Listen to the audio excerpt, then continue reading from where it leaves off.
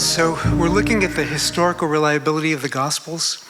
A bit of a change in topic, but actually the Gospels and Acts tell us about the work of the Holy Spirit, the coming of the kingdom that's already not yet. So knowing that they're historically reliable sources is important. Now, as Christians, we start with the default trust in the Gospels. But how do we explain that to a secular audience that sometimes starts with default agnosticism, sometimes worse? I was an atheist before my conversion, and there are friendly atheists, and then there are the kind of atheists who make fun of people. I was the latter, but was converted through an encounter with the Holy Spirit after some people shared the gospel with me. They didn't have all this information. In fact, when I asked them if there was a God, where did the dinosaur bones come from? You ask a stupid question, you get a stupid answer. They said the devil put them there. So they were trained neither in paleontology nor in apologetics, but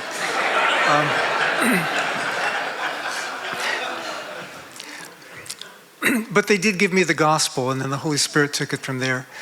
But it is helpful. I struggled with a lot of questions after my conversion because a lot of things weren't answered on that day in particular. So what I want to do, we announced that part of this was going to be about Christobiography, which was a book I wrote dealing with the genre of the Gospels, and that's relevant to this broader topic of the historical reliability of the Gospels. What were the gospel writers trying to do? Were they trying to write novels? Were they trying to write history? Were they trying to write science fiction, poetry, bomb threats? You know, the different kinds of genres that we can look at. So we want to look first at the genre of the Gospels. We also want to look at, okay, by the time the Gospels were written, did everybody forget everything? There's one book that's very popularly spread that says, well, they couldn't have remembered things for all these decades before the Gospels were written down. So we also need to look at memory and oral tradition. Would people have remembered things that long? And then we want to look at evidence in the Gospels for early memories. And then one of the major objections, it was actually the original objection to why the Gospels and Acts were not considered reliable, because like 1/3 of the Gospel of Mark consists of miracles, and 1/5 of the book of Acts consists of miracles. And so some people have said, well, obviously that can't come from eyewitnesses because eyewitnesses would never claim that. And my response to that is, really? So I want to look at that too as we have time. Some of this will be in the afternoon after lunch. So what are the Gospels? Through most of history, people assumed that these were lives or memoirs, which is kind of biographically related works. But in the early to mid-1900s, Bultmann and the form critics noticed that the Gospels were not like modern biographies, and therefore said, they're not really biographies. By now, however, most scholars have decided that they were biographies after all. They were just ancient biographies, which are written a little bit differently than modern biographies. But one of the problems with fads and fashions, including in scholarship, is that people who think that they know everything because they've been properly educated, sometimes the fads and fashions a few generations later get refuted. But anyway, the Gospels are ancient and not modern biographies. Modern biographies usually are in chronological order. Ancient biographies could be, but they could also be arranged topically. Modern biographies often will have footnotes. Ancient biographies will usually mention their sources only when there are conflicting sources, and especially if they're writing about things many generations earlier. So you don't expect that in the Gospels, and never in the form of footnotes anyway. But the primary feature is the same in both ancient and modern biographies, and that is that they recount the life or the part of the life of a historic person. Biography in this period was a subtype of the genre of history, the early empire, in fact, actually the period between Cornelius Nepos at the very end of the Roman Republic and probably Diogenes Laertius in the early 3rd century, that was the apex, that was the climax of historiographic accuracy in ancient biographies. So if you're talking about ancient biography, well, in the time of Socrates, it may not have been quite as accurate, and a few centuries after the Gospels, it may not have been quite as accurate. But we're dealing with biographies from the period when biographies were most expected to be historically accurate. Also, the Gospels, unlike most ancient biographies, the Gospels were written from within the period of living memory, which is really going to affect how much credence we should give to how much they would have remembered. Now, novels and history or biography were definitely distinct genres in antiquity. So Polybius, a historian writing a few centuries before the Gospels, emphasized how accurate they needed to be. Some people say, of course historians would say history and biography have to be accurate, but they were biased towards their profession. So I like to cite also some other examples from antiquity. For example, Lucian, who was a satirist writing in the 2nd century AD, he also says, the one feature that is absolutely required and characteristic of biography and history is that it has to be accurate. And Pliny the Younger, who's an orator and a statesman writing in the early 2nd century, says that what's distinctive about history is its concern for accurate facts. As a rhetorician, he also was concerned about rhetoric, but he says, the distinctive feature of history is that it has to be concerned with accuracy. A couple centuries before the Gospels, Aristotle said that the difference between epic poetry, say like Homer's Iliad, and history is not their form, because you could write history in verse if you wanted to, but it's their content, that history must deal with what actually happened. Biographies were mainly a sort of historical writing, contrary to what my first Gospels professor said in my first semester of my doctoral work at Duke. He gave us a syllogism: the Gospels are ancient biographies are fictitious, therefore the Gospels are fictitious. And I said, I don't think that's right. And so I started giving some information, some of which I'm going to cover now, to which his response was, I don't know. I don't know anything about ancient biography. He read it in an article somewhere, which I've since found.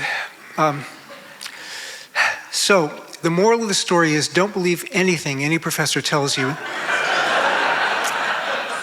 including myself. No, that wouldn't work, but that's why we have to check up on people. So novels were a very different kind of genre back then. They lacked clear historical sources. They certainly didn't have historical prefaces like the Gospel of Luke has. And historians and biographers, sometimes people say, well, it can't be history if it's trying to make a point. History just gives you information. But that's not actually true. Most ancient novels didn't try to make a point, but historians and biographers in antiquity felt a moral responsibility to give you information so that you would know how to live, so you would know how to make wise political or military decisions, and to know how to relate to deity or deities. So those were things that regularly you find in ancient historiography. They say, well, no, the Gospels, look, they're fun to read. They're not like, detailed scholarly history. They're more like novels, some people say. Actually, novels, histories, and biographies were all meant to be engaging to read. That's why people read them.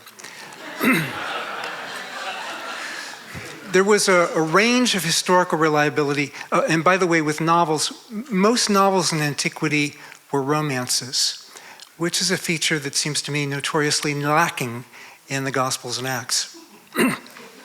There was a range of historical reliability. Some were more accurate than others. Those who were writing about figures of the recent past, however, usually tended to be most accurate. Josephus is somewhere in between on the scale of very accurate to not very accurate. In his autobiography, he makes himself look suspiciously good. He summarizes the Judean-Roman War as if it were just an accident.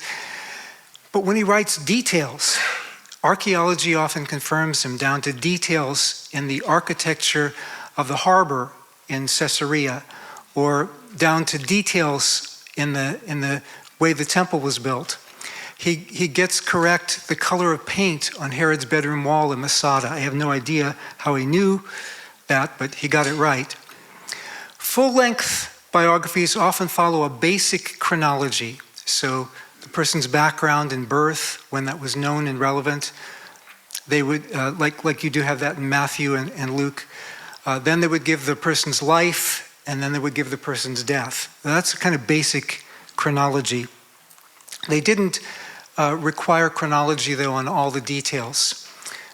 In contrast to the multi-volume histories that tried to follow chronology when possible, biographies didn't have to do that, especially biographies of sages, of teachers, because often people didn't remember, okay, this was said on this occasion, this was said on that occasion, this occasion happened here, and this occasion happened there.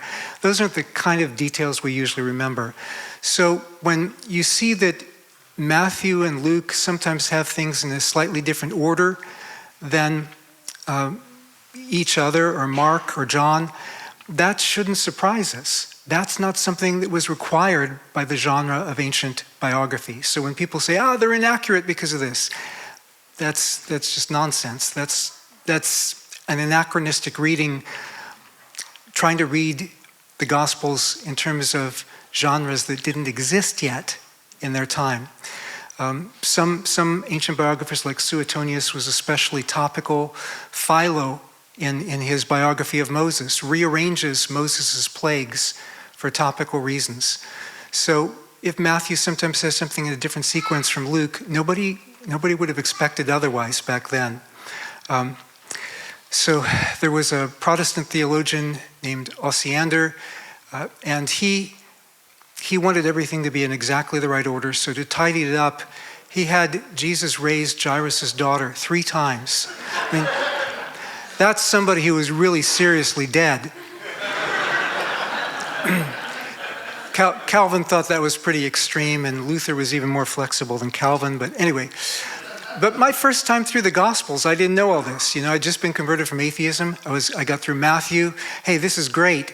Got through Mark, and it's like, he got crucified again. How often is this going to happen?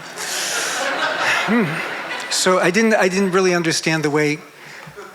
But our job isn't to figure out, God, you should have inspired it this way. Our job is to say, okay, God, you did inspire it this way. What can we learn from how you did it? But granted that good biographers were substantially accurate, how accurate were they in details? Well, that depends on the biographer. That's not something that you can determine just by genre. But the best way to test them in most cases is that were they writing about the recent or the distant past, and how closely did they stick to their sources where we can test them? So with the Gospels, the latest of the Gospels, according to the most common dating, was about 65 years after Jesus' death and resurrection. That's pretty brief by ancient standards, and it's actually within the period of living memory. So testing how closely they stuck to their sources, we need to allow them freedom for rewording things in their own wording. That was standard ancient practice. In fact, if you didn't reword things at all, it was considered plagiarism. And if anybody here is a student, watch out for that. But we did have a graduate of our seminary who was, well, actually he didn't graduate. He was expelled for plagiarism, and then he went on to write Pilgrim's Progress and the King James Version of the Bible. No, just joking. All right. But Matthew and Luke closely follow Mark and their common material, by ancient standards extremely closely, and the differences were well within the range accepted in ancient biography. In fact, if you compare Josephus' account of certain events in his life and Josephus' account of certain events in his war and his antiquities, there's more tension between Josephus and different passages than there is between John and the Synoptics at times. So what kinds of sources did biographers often use? Well, when they were writing about the distant past, sometimes they said, well, we have to use legends, that's all we have. But when they were writing about the recent past, they interviewed eyewitnesses or people who knew the eyewitnesses when that was available. The best surviving source on Alexander the Great is normally held to be Arrian's 5-volume monograph on Alexander the Great. Now, Arrian was writing about 450 years after Alexander's death. Alexander lived 356 to 323 BC. Now, 450 years before us would be before the United States was a nation. It's a long time ago. It would be a couple centuries before the Declaration of Independence, actually. So think about 450 years in the case of Arrian and Alexander the Great, and then think about the Gospel of Mark, the usual critical dating of which is not 400 years, but 40 years, somewhere around 40 years after Jesus' death and resurrection.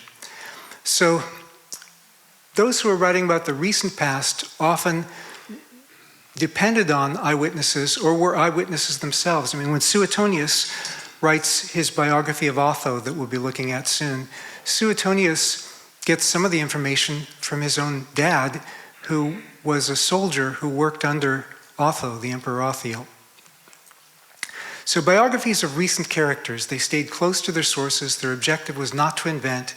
It was quite different from novels. And if you take, for example, three works written about half a century later, so within living memory, after the sources that they recount, these three sources about the Emperor Otho. How many of you have heard of Otho? How many of you have heard of Augustus? Yeah, Augustus had a better propaganda machine. He also lived a lot longer. Otho didn't survive as emperor very long. But we have within living memory three works that tell us a lot about Otho.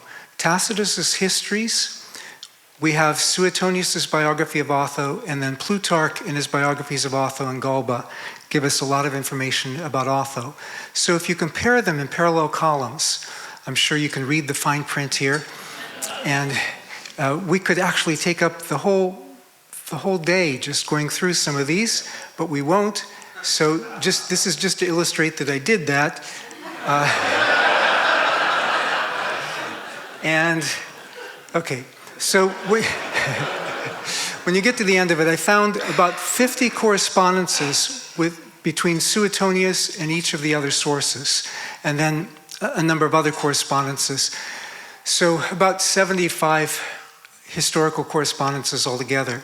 Now, Suetonius's biography of Otho is brief.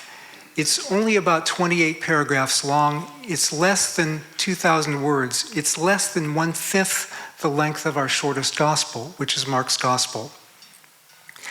And that's significant because in this limited amount of space, there are about 2 historical facts per paragraph where we can confirm what Suetonius is saying based on other sources. What does that tell us? It tells us that a biographer like Otho wasn't making stuff up. He was depending on historical information. Now that doesn't mean we can confirm everything because, I mean, it's been 2,000 years and most of the sources don't survive. But from the sources that do survive, we can see the nature of ancient biography. And this can be done and illustrated with other ancient biographies as well. So what would we expect with Mark?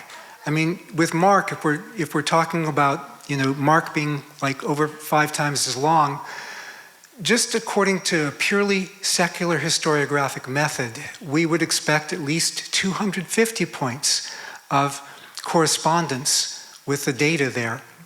So some people say, you trust the canonical gospels because you're biased, because they're canonical. Actually, the reason they're canonical is because they were written about Jesus within living memory and came from the circle of those who knew the eyewitnesses. Those are normal historiographic criteria. It's not Christians who are biased for believing in the gospels.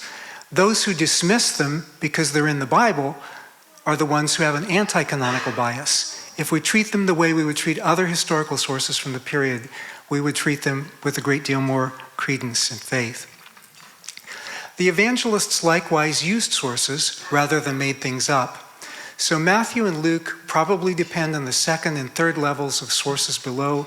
I'm not sure how well you can see those. There are different opinions on the exact configuration. This is the most common configuration. But whatever view you have on the configuration, the overlap shows that they're not just making things up. They're depending on sources, and they believe it's important to depend on sources. And they're depending on sources that were written not too long before they were writing. So they were in a much better position to know how reliable those sources were than we are. Mark was likely the first of the four Gospels, and according to a source not within living memory of Jesus, but within living memory of Mark, Papias, writing in the early 2nd century, he says that he heard from somebody who actually knew Jesus. Papias says that he heard from an eyewitness of Jesus, so probably in the 1st century, that Mark was an assistant to Peter, and Mark gave us basically Peter's memory about Jesus. So these were called, in the mid-2nd century, they were called the Memoirs of Peter. Now, I don't think that's his only source, because Peter was missing during most of the Passion. He followed part way, and then he ran off. Most of the other disciples ran off, but there were witnesses for the rest of it, and I'm sure Peter had some chance to catch up with some people after the resurrection. Anyway, but what that means is you've got a source that's basically an eyewitness source in Mark. Then you have other material based on the sayings of Jesus that also early sources say is very reliable. You've also got the fourth gospel, which claims that it's based on an eyewitness source. At least a couple of us think that was John the Apostle. Paul Anderson is leading expert on the reliability of John. So anyway, some people Mark actually, I'm a little biased about Mark right now because I'm writing a commentary on Mark. But for over 1,000 years, Mark was largely neglected because people said, Matthew just recycles everything in Mark. We don't really need Mark because we've got Matthew that covers almost everything Mark says. But Matthew usually abridges the accounts in Mark. They had standardized size scrolls. Mark fills the shorter kind of scroll. Matthew fills a longer size scroll. And so Matthew abridges the accounts to get in more material. But Augustine said, no, Mark is just a condensation of Matthew, and so it's not, you can get everything you need from Matthew. So most scholars today, they'll recognize that Mark wrote first, and many of us at least believe that he was depending on Peter. There's a difference of opinion on that. But what about the so-called lost Gospels? Well, this is really a misnomer. They weren't lost, they were discarded. And there are reasons why they were discarded. I mean, there were some groups here and there through the Roman Empire who said, we want this gospel or this gospel too. But the mainstream of the church throughout the Roman Empire, from Irenaeus in France to Tatian in Syria by the late 2nd century, they all agreed there are 4 authoritative gospels. And what made them authoritative is they were actually from the 1st century. They're the only ones we have surviving from the 1st century. And they were all from the apostolic circle, either by an eyewitness or by somebody who closely knew an eyewitness. And they also include a lot of Galilean and Judean background that's very significant, which is not the case with the apocryphal Gospels and the Gnostic Gospels. The other things that tend to be called Gospels are really a completely different genre from the 1st century Gospels. So the apocryphal Gospels fit the expectations for novels. So they're narrative, like the original Gospels, but they're written way beyond living memory. They come from the heyday of novels, the late 2nd and early 3rd century. And there's nothing wrong with novels, but you just need to keep in mind that these are novels and not meant to be biographies. Likewise with the Gnostic Gospels. Most of the Gnostic Gospels aren't even in narrative form. They're collections of sayings. Now again, I'm not against collections of sayings. How many of you have ever read Proverbs? Nothing wrong with that. But these sayings were supposedly passed on secretly in Gnostic circles. And people who have to claim that their teaching was passed on secretly are admitting that this was not publicly available information or historically testable information. And most of the Gnostic Gospels include elements of Gnostic thought that can't be shown to exist before the 2nd century. So this is, they don't belong in the same category as the other Gospels. So just to give you an example from one of the apocryphal Gospels. This is the infancy Gospel of Thomas, not to be confused with the regular Gospel of Thomas. But Jesus strikes dead a boy who bumped him. And when the deceased boy's parents complain to Joseph, Jesus strikes them blind, which really annoys his stepdad. When another observer complains because Jesus made clay sparrows on the Sabbath, he claps his hands and the birds fly off. When a child dies accidentally and Jesus gets blamed for it, he raises the child to testify on his behalf. This doesn't sound too much like the 1st century Gospels, particularly when John 2:11 says, "This beginning of miracles Jesus did in Cana of Galilee." The reception of the canonical Gospels shows us that from very early, there were some books of the New Testament that were disputed for a while, but the canonical Gospels were not among them. They have traces of Judean and Galilean customs, ideas, and language. Even the local topography of Jerusalem in John's Gospel, more than 2 decades after Jerusalem's destruction. So the Pool of Siloam, the Pool of Bethesda, all sorts of things that archaeology is uncovering now, it fits what we read about in the Gospel of John. This was not a concern relevant to Gnostic Gospels, who really didn't care about historical information. So what about before the Gospels were written down? What do we know about oral history? Now, there's a difference. We often use the language interchangeably, but in terms of oral historiography, there's a difference between oral history and oral tradition. Oral history comes from the period within living memory. That's the period when either the eyewitnesses are alive or those who knew the eyewitnesses are alive. That's a period of roughly 60 to 80 years. Well, did the 1st century Gospels fit that? Yeah. By definition, if they're 1st century, they would fit that because Jesus' public ministry was somewhere around the year 30. So, you do the math. Even the Gospel of John, it's like 65. It's on the earlier end of, how far living memory normally goes. There were still some eyewitnesses alive, presumably when Mark wrote. If you date Mark around 70, I date Mark a bit earlier than that, but if you date Mark around 70, it's not too long before that when we know from Paul's letters that Peter, John, and James the brother of Jesus, were leaders in the Jerusalem church and still headquartered in Jerusalem at that time.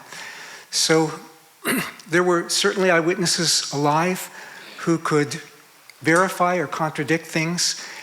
Josephus says, there's some people complaining about this, but they waited till after the eyewitnesses were dead to write about it. I wrote while the eyewitnesses were alive and could have contradicted it. Well, the Gospels are in that same kind of a framework. Papias is writing somewhere between, actually he's sometimes dated his writing as early as 108, sometimes dated his dated as late as writing around 140. But whatever date you give Papias says he got his information earlier. He got it from an eyewitness of Jesus. And so within living memory of the writing of Mark's gospel, he gives us information about that. He says that Mark was Peter's interpreter. He didn't follow Jesus directly, but he followed Peter, who followed Jesus. And Papias is actually probably complaining about Mark, saying, no, we like the oral tradition better. But the information he gives us shows that it should be reliable information by the standards we normally use for historiography. I mean, reliable as best as we can get for ancient sources. Luke 1:1-4 tells us much about the sources available to Luke.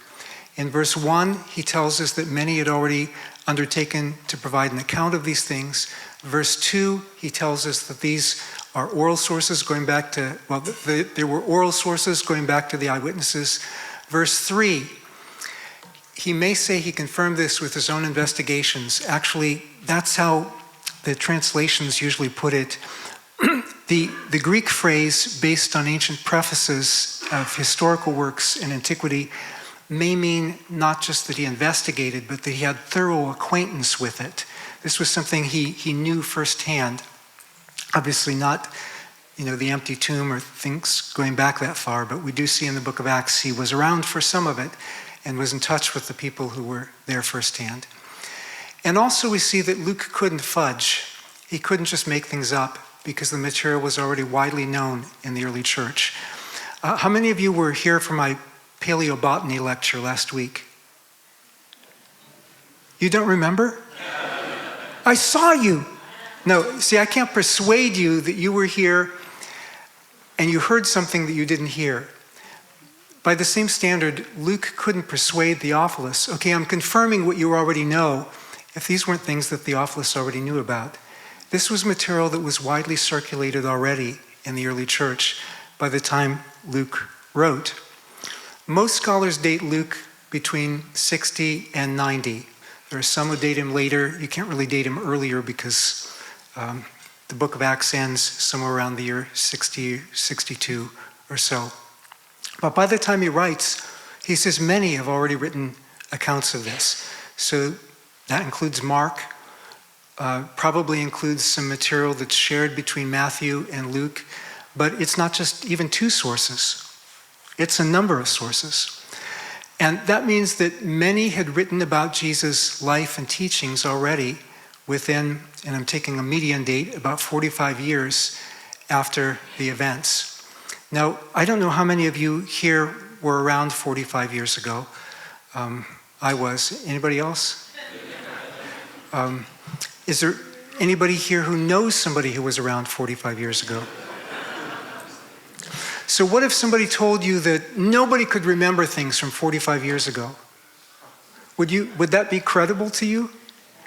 But that's how a lot of more skeptical New Testament scholars take the information. They say, 45 years, nobody could remember something that long. Well, I beg your pardon. Like, what sort of events were happening 40 or 50 years ago? So, was Jimmy Carter ever president? Was Ronald Reagan ever president? Of course, today we have photographs, we have videos, and so on. But if we didn't, surely somebody still remembers these kind of events. I remember when I was an undergraduate, I still had hair. Not all of us were permanently bald.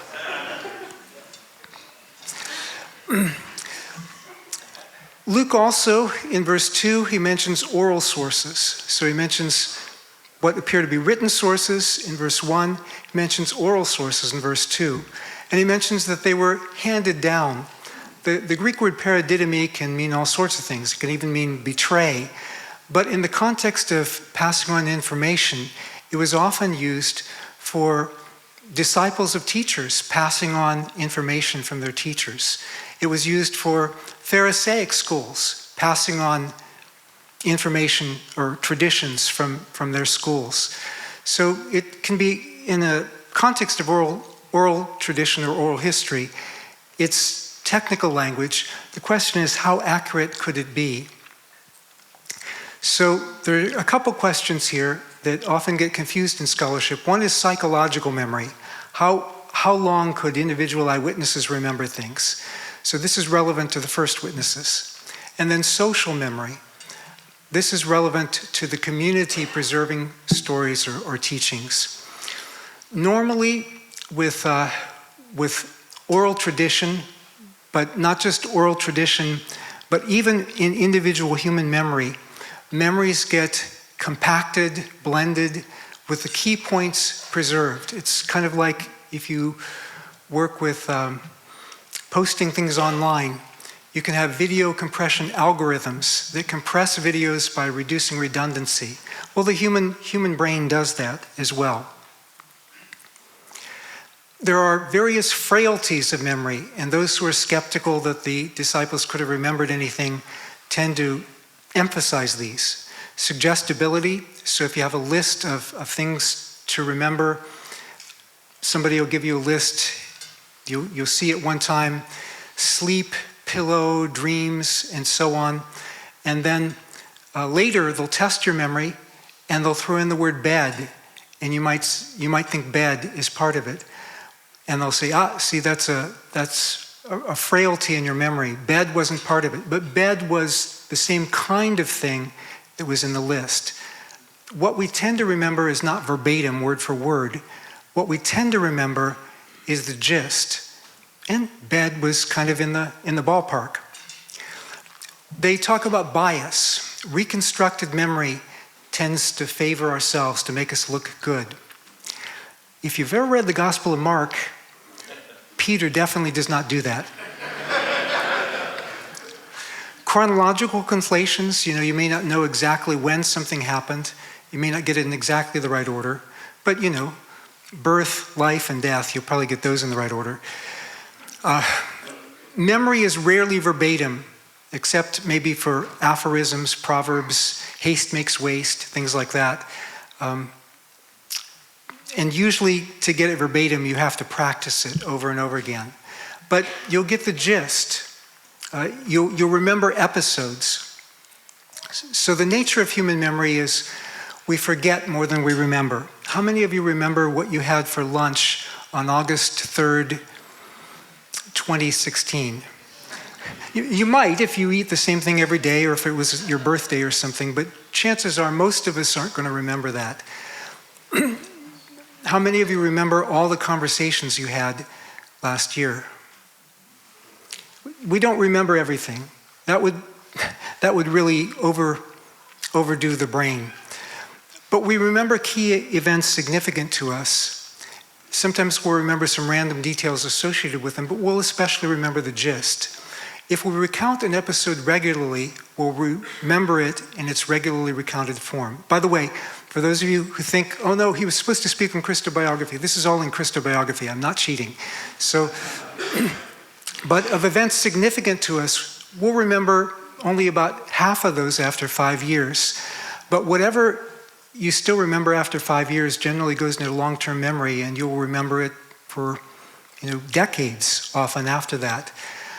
Obviously, Peter, John, and others would remember many episodes about Jesus. They may not remember everything, but they're going to remember more than enough to fill some Gospels. They may not remember every time Jesus raised somebody from the dead, but they'll probably remember the first 2 or 3. And that would get my attention. So you say, why is there a picture of Gilligan's Island up there? When I was age 8, I was in 3rd grade, and I was humming Gilligan's Island. If you don't like that, this was before my conversion. But I was humming Gilligan's Island, and the teacher called me out and said, if you're going to hum, you need to sing it in front of the class. And so I did. Well, at my 40th high school reunion, talking with somebody who remembered this event 50 years before, she called her husband over. She said, this is the guy I told you about. And she recounted that event because it was so entertaining to her. I remembered it because I was traumatized. But that's independent memory over the course of 50 years of a certain event that stuck out in our memories for some reason. In our late teens and early 20s is usually the peak of individual memory. So you especially are going to remember things from that period. Now, most ancient disciples were in their mid to late teens. They were in this period when you would especially remember things. If any of you is in charge of a youth group, keep in mind most of the disciples were teenagers. If any of you wonders why the disciples were acting like they did, most of them were teenagers.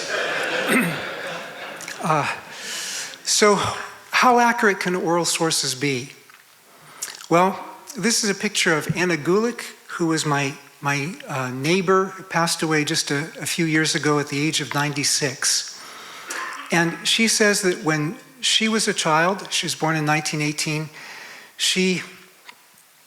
they didn't have air conditioning, so they'd sit out on the front porch and just tell stories.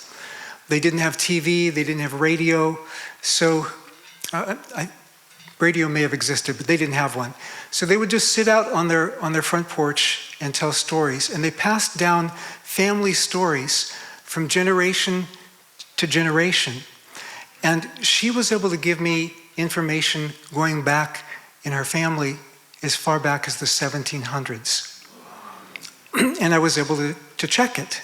I was able to check some of it and confirm it. And so, which she couldn't have done because she was blind by this point. So even in our culture, I mean, today we kind of rely on collective memory, namely Google. But there was a time when education in the US was based mainly on memory. People would memorize long poems and so on. So even in our culture, which is not so memory-centered today in terms of individual memory, we have, there should be a plausibility of people being able to remember things for a long time. That was certainly an emphasis in the Middle East. Kenneth Bailey did a lot about that. It was critiqued by one scholar who said, no, what does Kenneth Bailey know? I consulted with one guy over here. Kenneth Bailey lived in the Middle East for decades, so he did know something. But I consulted with a friend in Lebanon and also with an anthropologist who worked there.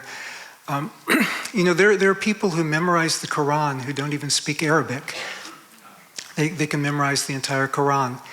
And one of my friends from Lebanon shared with me a poem that he learned growing up, and it was a poem about a poet. She was a princess in the Arabian Peninsula in, somewhere in the Middle Ages, and she said, whoever is the best poet in my realm, to that person I'll give my hand in marriage, and therefore they will become prince over this realm. So all sorts of poets were coming from different parts of the Arabian Peninsula to recite their poems before her. Well, one guy who was a really good poet, but not very discreet in how he chose his friends anyway, he was traveling with another poet, and the other poet said, oh, let me hear your poem. And he recited it, and the other poet said, that is really good, and then killed him. Because he memorized the poem as he was hearing it, and then he went and recited it before the princess. And how did she respond? She said, take this man away. He is my husband's murderer. Because she said, this is the best poem, but she could tell by his accent that he wasn't from the same region that the poem originated from based on its topographic. She was a good critical biblical scholar, right? So, but people could memorize things just while they were hearing them. And in terms of how accurate this could be in the Roman Empire, well, we need to look at a few points here. Memorization in antiquity, the taking of notes, the evidence for Aramaic rhythm in the Gospels. I'm going to spend more of the time on memorization in antiquity, or not verbatim memorization, but being able to remember things. and the prominence of eyewitnesses in the church. So people didn't have that much room to make up things in the first century. So memorization. You had storytellers, bards, who were considered uneducated. They were often illiterate, but they could recount the entire Iliad and Odyssey by heart. Orators, one of the 5 basic tasks of oratory was memorizing your speech and being able to deliver it from memory without notes. I'm cheating, I'm using my PowerPoint, but they didn't normally use PowerPoint. So they would memorize. Sometimes these speeches were hours in length. Elementary education, it was the most basic feature of elementary education. And then beyond elementary education, you had disciples of teachers. In some contexts, their memory would have to be primarily oral. Some contexts, it would have to be primarily based on written sources. You could have either one. And people would remember not just the sayings of the teacher, but they would also often remember the deeds. It could be used as legal precedent. Actually, later rabbis would say, this can't be wrong because Rabbi so-and-so did it. They would learn the deeds. In fact, it's said that there was this one rabbi who was getting ready to make love to his wife and found a disciple under his bed and said, "What are you doing under my bed?" To which the disciple replied, "It is said that we must learn everything from the example of our teacher."